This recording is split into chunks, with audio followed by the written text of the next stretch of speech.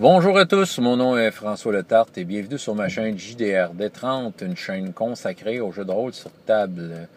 Alors, je vais tenter de répondre à une des questions de Maxime Lenoz que j'ai pas répondu encore de l'été dernier, donc en retard, hein, comme les autres.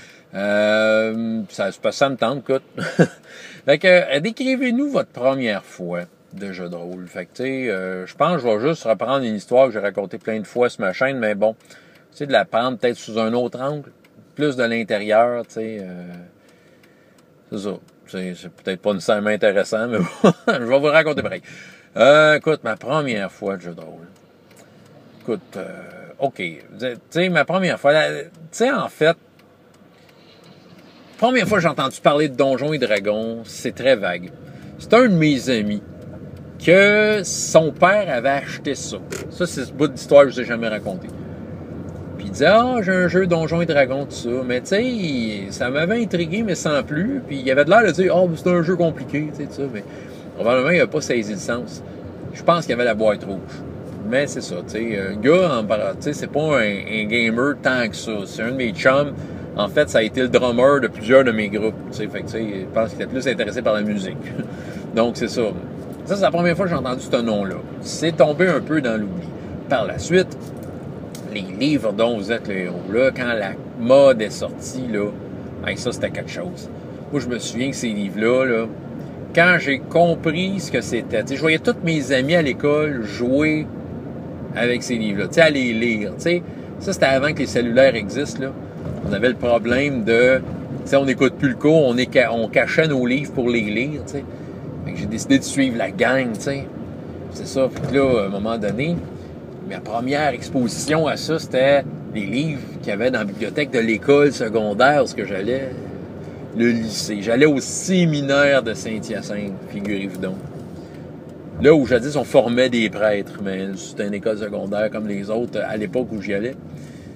Puis là, c'est ça. Fait que là, les avoirs, c'était difficile. Tout le monde les empruntait. Puis tu sais, c'était tellement populaire que le bibliothécaire avait mis ça dans une armoire spéciale, pas raclée, avec une vitre. T'sais. Si on voulait les emprunter, fallait qu'on aille le voir. Probablement qu'ils ne voulaient pas s'y faire voler. Et avec raison, parce qu'on se les arrachait. Donc, on avait comme une feuille qu'on écrivait notre nom, si on voulait les avoir. Puis là, c'est ça. Fait que là, tu sais, quand c'était à notre tour, là, ils nous le mettaient de côté. Là, on checkait tous les jours, est-ce qu'il est revenu, tout ça. Le premier titre que j'ai pu avoir entre mes mains, c'est La Cité des voleurs. Et là, ça a ouvert tout un monde pour moi. Là, je me sentais comme le héros dans cette histoire-là. Là. Puis que j'étais dedans. Là, puis genre, j'essayais de comprendre comment ça marchait, j'avais compris. Puis là, ça a été comme très intensément une période de ma vie où je faisais des livres dans les rôles. Un gros 1 an, tu sais. Presque 1 an, tu sais. Que là, j'aimais ça. J'allais en emprunter. Là, j'allais à ma bibliothèque pas loin de chez nous aussi, en emprunter. Puis mon père, lui, travaillait dans une autre école secondaire que le séminaire, la polyvalente. Hein? Puis là, il me disait, il y en a là, tu sais, à ma bibliothèque. Puis lui, c'était pas pire parce que là, tu sais, il avait accès, tu sais, vu que c'était un employé, il y avait comme des privilèges, là. Fait que là, il m'en ramenait. Je me souviens tellement qu'il m'a ramené un livre, la série Loup Ardent, que c'était compliqué, en tout cas pour moi, là. C'était compliqué, là. Il y avait on délait avec des gros chiffres, puis je m'étais assis avec mon père, là, pour déchiffrer ça, essayer de comprendre comment faire le livre. J'ai jamais été un fan de la série Loup Ardent. C'était très dirigiste. Mais quand même, c'est ça. C'était quand même du bonheur à chaque livre. Puis, tu sais, mon premier livre, Donjons et Dragons, que je me suis fait offrir par mon père, Les Trafiquants de Kelter. Ça, tu sais, il était à moi, le livre. Là. Je n'avais pas à le ramener à la bibliothèque. Puis je l'ai lu, là, des dizaines de fois, jusqu'à temps que là, je commence à ramasser mes sous puis m'acheter ma propre collection. Fait que moi, les livres Donjons et Dragons, c'était le top. T'étais parti à l'aventure. Savez-vous quoi? Dans l'introduction des livres Donjons et Dragons, comme l'avant-propos, certains de ces livres-là avaient un avant-propos qui présentait les auteurs. Steve Jackson, Ian Livingstone. Puis, dans leur petite biographie, ils parlaient de Donjons et Dragons. Fait que, tu sais, c'est quand même, là, c'est la deuxième fois que je voyais le nom passer. Ah oui, Donjons et Dragons. Puis là, fan fou raide comme j'étais, la bibliothèque de ma ville offrait une activité livre dont vous êtes les héros. J'étais comme, fallait pas que je manque ça. Mon père voit ça dans le journal. Tiens, on va t'inscrire à ça. Belle activité à la bibliothèque. Je me pointe là, on était une gang. C'était une grosse période de livres dont c'est héros. Je venais juste d'avoir 13 ans. Tu sais, j'étais... C'est ça. Fait que là, c'était... Hein? Puis là, il y avait...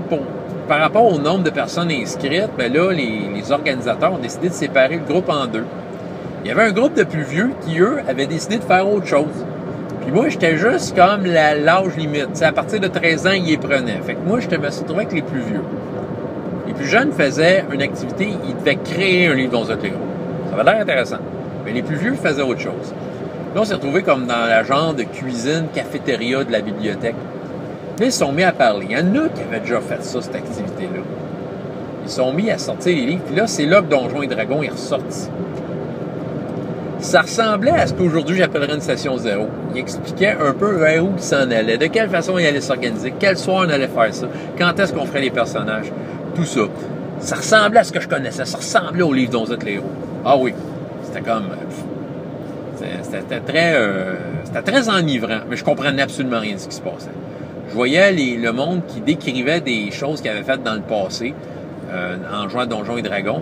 Puis je voyais que, tu sais, écoute, il décrivait ça comme s'il l'avait vécu pour vrai, mais ça avait de l'air plus que rapporter quelque chose qui était écrit dans le livre dont vous êtes les héros.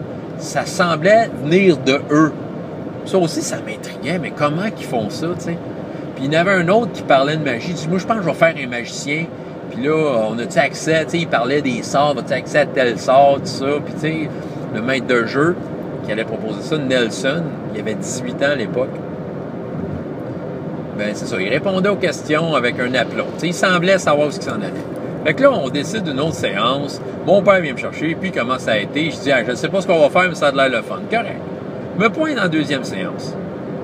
Fait que là, on me dit, on va t'arranger ça. Fait que là, je m'assois autour d'une table. Au milieu de la section jeunesse, il y avait collé 2 tables ensemble. Ces tables-là sont encore là. C'est sur ces exactement tables-là que je fais jouer à Tranchon et Dracon. Aujourd'hui, ils sont encore là. Peut-être 32 ans plus tard, tu sais. Fait que là, on s'installe autour d'une table. On était une grosse gang, là. Il y en avait un autre de mon âge qui était autour de la table. Les autres, tu sais, ils étaient plus vieux que ça. Fait que là, il me donne une fiche de personnage. Moi, j'étais habitué à la fiche. J'étais habilité, endurance, chance, une petite liste pour tes trésors, puis tes monstres que tu avais battus, tu sais. C'était ça qui était habitué. T'sais, moi, je pouvais te faire un personnage les yeux fermés avec ce système-là. Mais là, là, il y avait des chiffres force, intelligence, dextérité. C'était comme, oh boy, il y a du stock là. C'est sûr que je savais pas c'était quoi. Puis là, il y a le gars assis à côté de moi, je me souviens plus de son nom, mais le gars a été comme un peu mon tuteur sur comment créer mon personnage. Là, je voyais que, tu sais, on n'était pas juste un héros prédéfini avec les chiffres seulement. Il y avait des classes. On choisissait qu'est-ce qu'on faisait. Puis il y avait de l'air d'avoir du choix, là. Des magiciens, des guerriers, des voleurs. Tu sais, moi, là, c'était comme... Aïe, aïe. Là, il me disait, qu'est-ce que tu as envie de faire? Je dis, j'avais aucune idée. J'avais jamais vu ça. Et je voyais ça, les gros livres Advance, tu sais. Fait que là, c'était ça. Fait que là, ça avait de l'air complexe, là.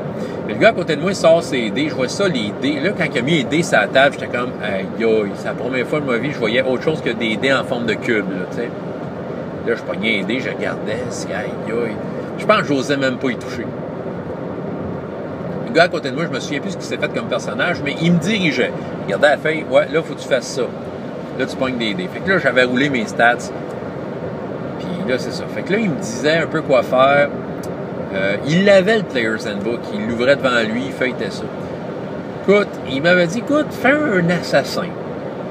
Moi, je ne vais pas dire un mot. J'étais bien silencieux, je disais oui au monsieur à côté de moi, le grand qui avait 16 ans, là, à côté de moi. Puis il disait oui, oui. Tu sais, je disais oui. Puis là, il me disait, écris ça. Il écrivait ça, ça. Là, faut que tu trouves un nom. Hein? T'as un nom là-dedans. Ah, là, j'étais quand même pas pour l'appeler Loup Solitaire. Ou Pipe, comme dans les séries Quête du Graal. Ben non, il fallait que je trouve un nom, là. Astre d'or, ben non. C'est comme dans les livres dont c'est le héros. Là, je savais pas comment appeler mon personnage. Je me suis dit, c'est un assassin. Les assassins, c'est fou. Fait que j'ai dit, je vais l'appeler le fou. Ah, là, tout le monde trouvait ça derrière drôle. Ah, le fou, ah! Puis c'est ça. Ça avait fait rigoler tout le monde. Fait que, tu sais, déjà, ça avait cassé la glace par rapport à moi et eux. Là, je me souviens plus des stats que j'avais, là. Mais tu sais, il y avait 4 pages, là, tu sais.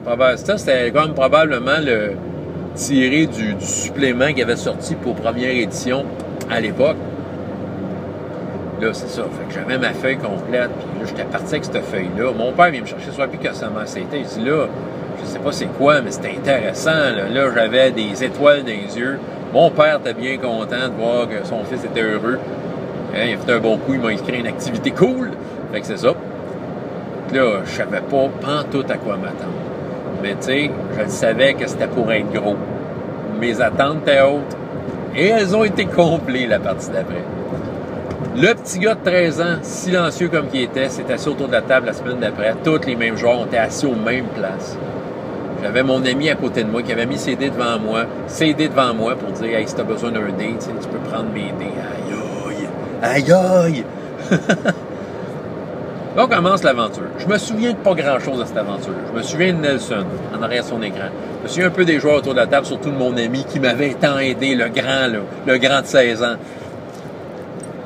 Puis là, il raconte un roi qui nous donne une mission. J'écoutais ça, comme que si je lirais un livre dans un héros. Mais je voyais le monde interagir là-dedans, parler, dire des affaires qui avaient de l'influence sur ce qui se passait. Ils nous mettaient pas devant des choix comme dans le livre. Tu sais, il nous écoutait dire ce qu'on avait à faire, puis il nous suivait là-dedans. C'était comme, aïe aïe! Moi, je disais pas un mot, j'étais bien gêné, tu sais. Mais reste que, tu sais, j'étais comme une éponge, là. J'absorbais tout ce qui se passait, là. Genre, tu sais, sérieusement, là, ça avait fait une bombe nucléaire dans mon cerveau. C'était comme, aïe aïe! Tu sais, je voyais soudainement le potentiel de ce jeu-là, là. Puis là, je me souviens que là, on était parti. Je me souviens pas faire quoi. C'était une mission que le roi nous avait donnée, puis on était rendu à un croisé des chemins. Il y avait une pancarte qui menait vers une ville ou un village quelconque, puis une pancarte qui amenait à un autre village, mais cette pancarte-là était brisée. Fait que là, on devait être devant un choix. Fait que là, on discutait ensemble. Qu'est-ce qu'on fait? On va-tu là? À droite, à gauche, tout ça? Je pense que le groupe avait décidé d'aller vers où ce que c'était pas brisé. T'sais, on va aller voir ce qu'il y a dans cette ville-là. Je me rappelle du premier monstre qu'on a rencontré. Un 1000 pattes géant. Ouais. J'avoue que souvent, par après, quand je faisais jouer à Donjon avec une nouvelle campagne, on dirait que pour rendre hommage à cette première rencontre-là, qui n'était pas si extraordinaire que ça avec du recul, là, on veut dire, techniquement parlant. Sauf que ça m'avait tellement marqué que souvent, j'ai utilisé le 1000 pattes géant comme le premier monstre de la quête. Ça, c'est arrivé souvent. Puis ça se peut que je le refasse dans le futur. Je vous dis un punch, là, mais bon. Là, je me souviens, là, on roule les dés. Je me souviens que j'avais donné un coup d'épée courte. Ah, j'avais une épée courte. Je roule le dé. J'avais réussi à pogner la créature. On avait réussi à l'avoir. Ouais. Il y avait un autre nouveau comme moi autour de la table que lui, il était blessé. J'étais comme, aïe, il est blessé, puis ça. Ça avait l'air compliqué d'être blessé, là, tu sais. Là, mon père vient me chercher le soir. Puis, comment c'était? Je disais, écoute, c'est vraiment bon. Vraiment bon, ce jeu-là. Puis là, tu sais, j'en revenais comme pas, là. C'était comme, pour moi, c'était incroyable, là, tu sais. Tellement incroyable que même à cette séance-là, il y en a un dans la gang, un gars, un autre de mon âge, qui semblait savoir c'était quoi, parce qu'il disait, moi, j'ai le jeu, j'ai une boîte rouge à la maison, tout ça. Puis tout ça, puis là, je disais, ah oui, ça existe, ça. Puis là, je dis, où est-ce qu'on achète ça, ces jeux-là? Puis je me suis mis à poser des questions. Il me dit, ben écoute, je pourrais te prêter ma boîte. Il dit, ben écoute, c'est sûr, là, tu sais, moi, je suis comme, c'était une belle offre, là. Ah! Semaine d'après, on s'est rencontrés encore, il y avait moins de joueurs. Ah, un classique. Les joueurs décrochent. Bon, mais reste que moi, j'étais là, comme assidu comme un petit soldat. Puis mon ami m'avait promis cette boîte-là, il était là. Il est arrivé avec la boîte, il dit, tiens, là, écoute, pour moi, je regardais cette boîte-là, là, c'était comme, pour moi, c'est la première fois que je tenais cette boîte-là. La version de Mold V, là, tu sais. Bref, la pochette, la couverture de Pathfinder, avant Pathfinder, là, tu sais, la fille dans une robe rouge, là, qui tient une boule, là, puis une boule de cristal, je sais pas trop, puis un dragon vert, puis un guerrier qui s'en va fesser dessus dans un donjon, puis un escalier, là. Oh, et je vous décris la pochette de Pathfinder, mais regardez la Mold V boîte rouge, là. C'est ça.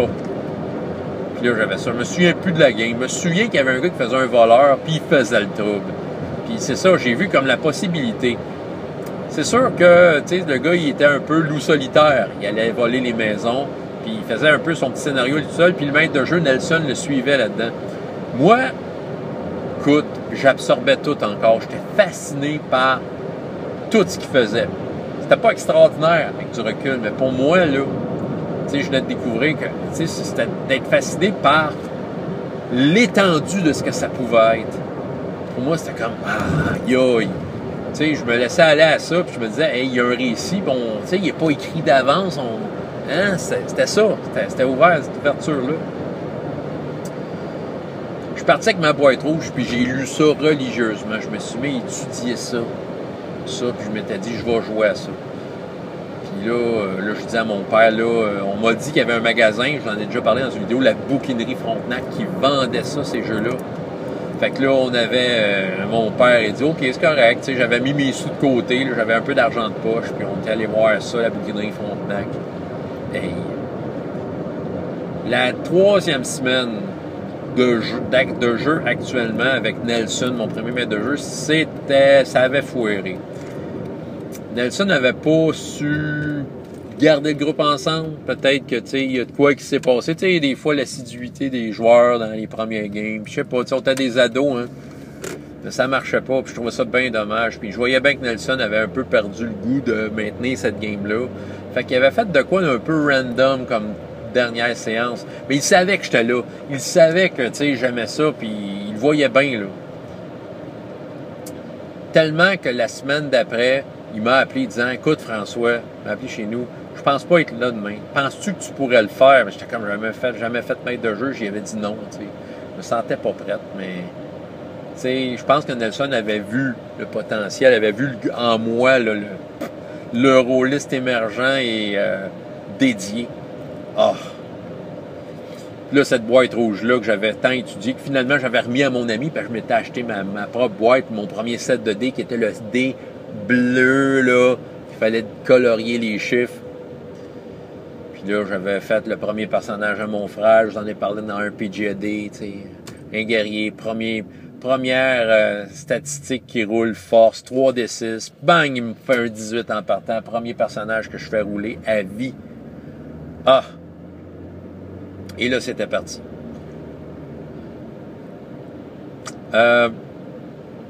Rapidement, comme ça, par la suite, chez moi, j'ai repris le relais. L'activité de la bibliothèque, c'était fini.